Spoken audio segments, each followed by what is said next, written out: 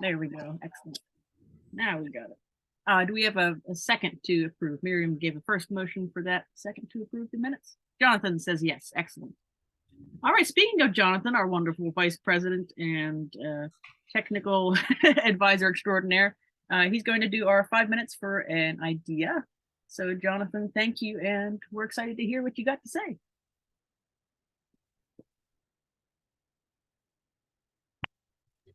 Okay. Good morning, everybody. Hopefully you can see the PowerPoint on the screen. Just give me a thumbs up if you can. Very good. So I want to talk today about a skill that can make or break our effectiveness as teachers. Drum roll, please. Whoop. Time management. Most or all of our students may see us just 1 hour or less per week. Our time with them is precious. As their coach, we need to ensure that we make the most of our limited time with them.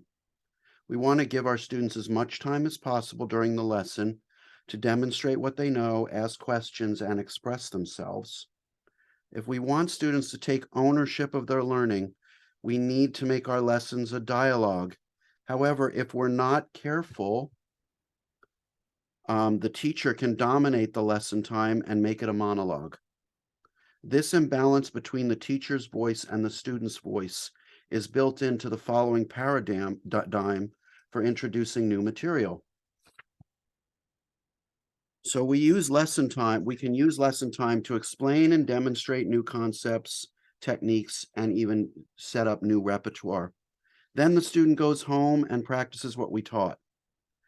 When we have so much we want to teach our students, our good intentions can have the following side effect. We can end up as the teacher taking up most of the lesson time demonstrating and talking, while our teachers can easily become passive learners. And our students will feel blue if the teacher is taking up most of the time and they don't have enough time to express themselves. So both the student and the teacher need to have the floor during the lesson time. If the teacher spends too much time presenting, demonstrating, giving feedback, the student will have little time to perform, ask questions, or initiate discussion and express themselves. What if we turned the paradigm around like this? So, as we know, taking time to introduce information, it can eat up a lot of lesson time. One possibility is we can introduce certain new things by asking the students to preview the material at home by either creating a video or using material that exists online. Then at the lesson, we can do a quick review and immediately have the student jump in and work with the new learning. So when this happens, the lesson becomes more of a supervised practice session. Most of the time, the student is doing and the teacher is guiding. So this changing of the paradigm where students learn some new material at home and then in the lesson immediately start working on it is called flipped instruction. I want to be straight up front about what the advantages and disadvantages are to using this technique in your teaching. The pros is it really can help speed and facilitate learning by allowing your students to preview new material before you start it in the lesson. It also creates a way for students to review a new technique or new learning or new concept as often as needed by reviewing the material you give them. It frees up more lesson time so that you can coach your students and answer questions and see how they practice the new learning. Also, it ensures by using pre-made material, it ensures that you're teaching it consistently from student to student. I want to add another pro. If there are certain things that you tend to tell every student over and over again, by creating this material, you won't feel like you're teaching the same things 5 times a day. And it can make you a little bit fresher in your teaching. There are some costs for doing this. It does require considerable prep time if you want to find pre-existing materials or create your own. you do need to plan in advance. You need to be thinking several lessons ahead of what the student's going to be introduced to. It also requires follow-up if you want to make sure that students are watching the materials. I usually just send an email to the parent and make sure they're doing it, or if it's an adult or an older learner, just an email to the student. Also, if you're going to create your own content, it does create, you need some tech skills. You need a cell phone or a webcam or a mic to make recordings. If you want to edit them, you can use a video editor. If you don't want to edit them, just take the file as is. Resources for flipped instruction. Flipped instruction was kind of brought out in the book that I list at the right. I became introduced to flip instruction when I was teaching high school. I was given a pretty untenable task. I had to teach 2 classes at the same time, a beginning music theory fundamentals for some students who didn't even read music, and AP music theory. It was an untenable task, and despite my protestations, I had to do it. So what I did is, for my AP students, I made my lectures on video, had the students watch them so that I could work with the other students, and then I would flip the class. So basically, I worked with half the class at a time. This enabled me to really help the students work on the material they were supposed to learn. I couldn't do it for every class, but I tended to do it for things that I knew would take a long time to explain. So to do flipped instruction, to start, you don't have to make your own videos. Start by using some things that are out there.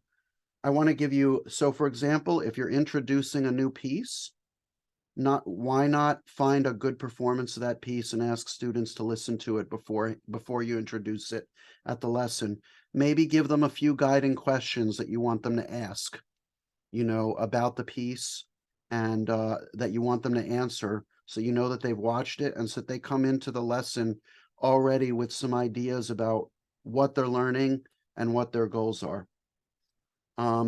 Other things, if any of you use rote pieces for beginning students, the Piano Safari has wonderful videos for all of their pieces, and the Animal Adventures and the Pattern Pieces books. Another great source for rote material that also is very appealing to older beginners is Paula Dreyer's Little Gems for Piano.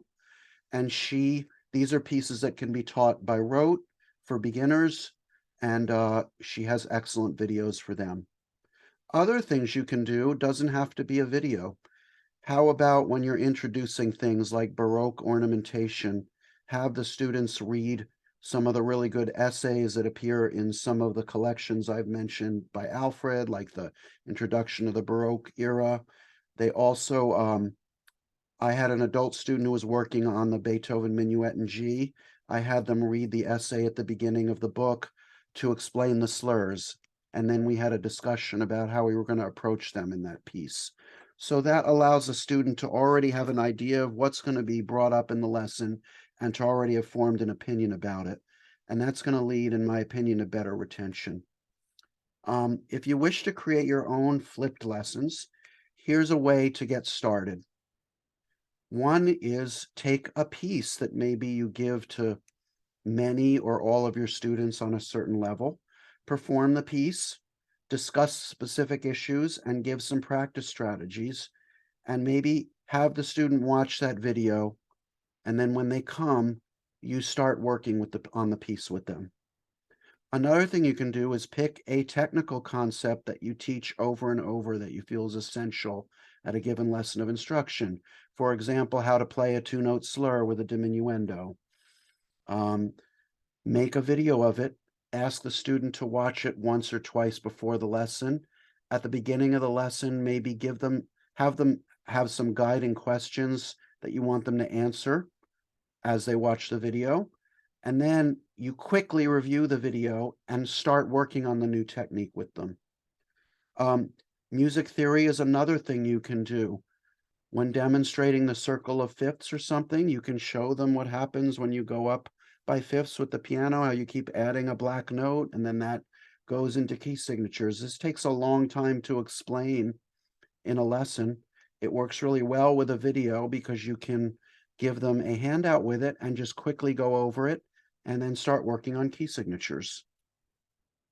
So your first steps, if you wish to try this, find online sources that are existing to help you introduce a concept. This way you don't have to create anything yourself. Then, if you find that this works, pick something that you teach often, a piece, a concept, a theory concept, and just record a short lecture and ask your students to watch it before the lesson. And then at the beginning of the lesson, you can quickly review it and have them start working on the concept. I want to end with by paraphrasing some advice that I received from my teacher. When he knew that I was interested in becoming a teacher, he told me that an effective lesson serves as a model for the students' daily practice. He always told me to think of my lessons with him as a supervised practice session.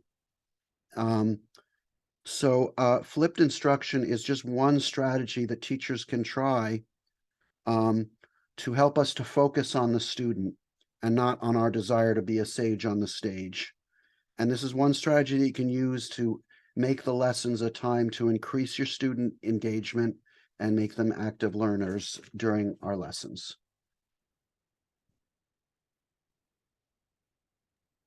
Round of applause for Jonathan. Okay, I'm going to stop.